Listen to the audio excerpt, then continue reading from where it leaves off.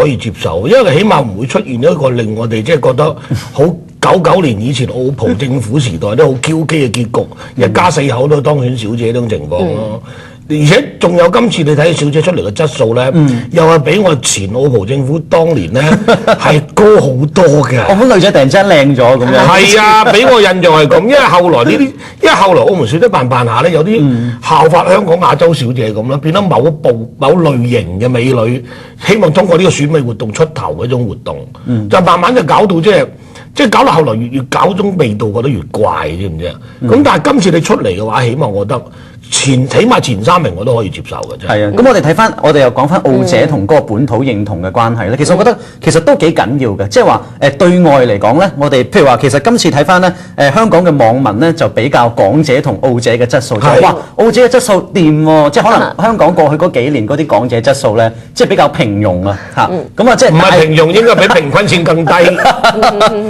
咁咧就話澳姐嘅質素比港姐仲好喎。咁而且咧我哋今次個亞軍咧即係一個中葡混血兒啦，咁又好有澳門特色喎。咁我覺得其實澳姐嗰樣嘢，如果好似今次咁辦得比較好嘅話咧，其實佢對外咧係一個對外宣傳嘅作用。咁但係對外宣傳完之後咧，咁咧澳門人睇咗一個即係比較我哋覺得比較睇得上眼，同埋比較係可以代表我哋嘅澳門小姐之後咧，澳門人自己個認同咧又會增強翻嘅。咁所以其實呢一類咁樣嘅大型活動咧，對內同對外咧，其實都係有一個建立同埋凝聚翻嗰個認同感嘅作用喺度。係啊，咁其實我哋如果睇翻譬如就算中國內地早幾年，我哋開始有中國小姐去參加呢一個世界小姐、環球小姐咁樣，仲攞冠軍添。係啦，即係每一次攞咗獎嘅時候咧，你都會見到都係一樣咁嘅，即係內地嘅同胞咁樣，咁佢哋會寫文啦、上網啦、打電話諸如此類，佢哋都會表達好多就我哋好開心，我哋嗰啲我哋自己嘅女性可以進入一個叫做世界級咁樣，即係譬如呢一啲咁樣咧，亦都係一種我哋話某程度又係提升咗佢嗰個自我，所以其實亦都係加翻嚟咧，你會見到就話今次大家去關注咧，已經唔係淨係講話我哋話八卦睇下邊個冠軍亞軍，已經唔係嗰一種層次，基本上係好睇我哋如何選一個自己嘅代表，係以呢一個角度咁樣去睇咯。我哋而家我覺得一定唔能夠用我哋過去睇選美嗰種態度嚟睇現代入邊21世紀嘅選美嘅，因為而家我哋往往選出一個地區嘅小姐代表咧，佢唔係單止係代表佢個人嘅，係代表整個地區呢個人對美嗰種質素嗰種鑑賞能力嘅。好似20年前我就曾經喺台灣咧參與過一個我以前服務間公司主辦嘅即係復辦第1屆台灣中華小姐選舉。咁嗰次選舉咧就亦係令到整個台灣人對自己嘅自我認同提升咗好多嘅。當然嗰屆台灣小姐就冇入圍，反而係香港嗰啲姓楊嗰啲小姐就得咗第5名，亦係歷來華裔嘅小姐得咗最高嘅名次嘅。嗱咁你講台灣選舉，我哋真係唔係好熟啊咁樣。咁但係一陣間唞完翻嚟之後咧，我哋係繼續可以講翻澳門小姐選舉㗎。一陣間見。好，繼續翻嚟風放台嘅時間，咁我哋繼續討論呢個澳門小姐選舉啊，咁樣咁啊，先同大家即係澄清翻少少，就係啱先我哋休息嘅時候咧，咁我哋嘅編輯人員就補充翻就話，其實咧即係早喺今次呢一個澳門小姐選舉之前嘅對象，即係11年前嘅嗰個澳門小姐選舉咧，咁就已經係有委託香港嘅電視台去主辦呢一個澳門小姐選舉㗎啦。咁如果係咁嘅話咧，咁亦都印證翻就話，可能去到1997年嘅時候咧，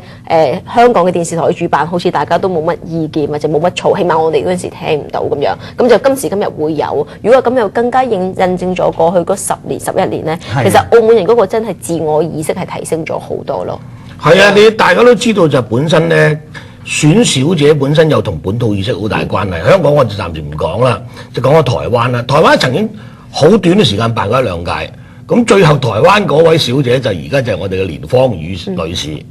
咁但係後來停辦咗20幾年嘅。咁後來復辦翻嘅時候就啱啱當蔣經國死咗，而係台灣人本土意識起啦，就由台灣一個報社、一個電視台同埋幾間民間公司合辦嘅，亦即係搞小姐事實上係比較普遍嘅咧，就係由民間辦，就唔係好似我哋澳門過去咁係由政府帶頭嘅。所以事實上，我覺得今屆由幾間民間公司合辦咧，事實上仲係比較符合世界嘅潮流咯。頭先阿譚會提到嗰樣咧，我覺得都幾有趣嘅。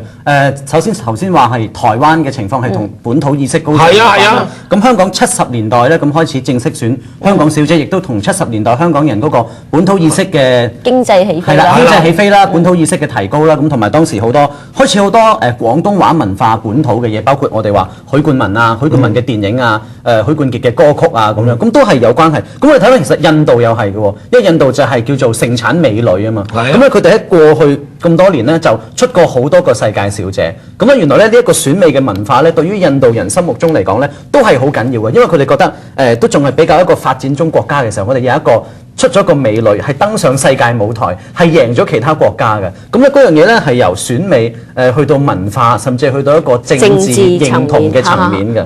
但係即係繼續講呢個問題之前咧，即係作為女性代表，我必須要更正少少。其實最早嗰個我哋講選美，人類歷史上最早有嘅選美咧，基本上一開始唔係一樣好事嚟。即係我哋其實好似包括我哋講話30年代上海選嘅嗰啲花魁啊咁樣。咁其實最初嘅時候，基本上係男性好似選妃咁樣，基本上係一個咁樣嘅角度。咁女性香港都係㗎，一開頭乜乜公主、乜乜小姐，其實都係一堆大富豪本身喺度。係啦，基本上佢係即係富豪喺度消費緊女性嗰個年代嚟嘅。其實就算今時今日某個程度上都有選妃嘅呢個意味。但係而家會好咗好多，即係好咗。即係我哋其實講緊，即係世界上係由70、80年代嗰陣時開始咧，嗰個選美嘅文化就加咗好多個叫做地區代表呢一樣嘢。咁但係其實喺嗰個之前咧，包括我哋講古代嗰啲都好啦，嗰種叫做選妃或者我哋叫消費女性去揀一個女性嗰一種嗰個味道係重好多。咁所以我哋話基本上以前好多我哋叫女性主義者都會提翻，就係嗰一類咁樣嘅活動咧，基本上就覺得某程度你好似係真係俾咗一個機會女性企出嚟，但係其實亦都係另外一種歧視咯。但係去到70、80年代咧就唔同咗好多啦。慢慢你睇得到咧，好多其實有好多女性為呢度出頭咧，佢係通過選美呢個途徑出頭嘅啫。其實好多人並唔係大家所諗佢得個美貌嘅。你得閒睇啦 Sandra Bullock 嗰套女警扮選美小姐嗰套美國片你睇過。其實你入到去發覺事實上，其實好多參加選美嘅女仔都好有才能嘅，起碼都有一項或者兩項專才嘅。只不過覺得咧，佢即係點啊？行其他途徑，我覺得即係唔係幾適合自己，於是就選擇選美呢個途徑。甚至睇今次美國嘅共和黨嘅副總統候選人阿拉斯加，都係前阿拉斯加小姐第2名嚟㗎。即係所以，我覺得而家21世紀應該對一啲相對上公平、公正、公開嘅選美比賽咧，應該用另一種標準去睇佢咯。係啦，唔係其實基本上由70、80年代已經變咗。我頭先係補充翻再之前嗰種情況。都會有美貌與智慧並重嘅，的確，同埋都係有能力嘅嚇。咁不過咧，其實好有趣嘅就係話，當70、80年代、80、90年代嗰個選美文化咧，到後來咧，即係又慢慢咧嗰個模式啊開始僵化嘅時候咧，好似而家嘅選美咧又要玩多啲花神，玩多啲花招。咁譬如好似今次我哋睇澳姐咧，即係會有濕身啦。咁呢個濕身嘅環節，其實你都睇到某啲佳麗咧，其實都幾狼狽嘅。其實某個程度上，咁啊頭先我哋講開選妃咧，咁今屆澳姐咧又有打入冷宮嘅呢個環節啦。咁啊再加上咧，即係話俾評判評頭品足啦、扣分啦，即係我覺得某個程度上咧，即係話當選美去到一個比較僵化同埋開始冇咁受歡迎嘅時候咧，又要開始諗一啲嘢刺激啲。咁而呢一啲做法咧，某個程度上咧，又可能會即係話有損女性嘅尊嚴。我覺得今次其實嗰個譬如嗰個叫打入冷宮嗰個咧，即係可能佢規則上面就叫做比較活潑啦咁樣。但係其實嗰個意識上面係非常之唔好嘅。即係我哋話即係咩叫冷宮咧？就皇帝嘅後妃先至會入冷宮噶嘛咁樣。咁佢就真係強化咗嗰種我哋叫做古代選舉，即係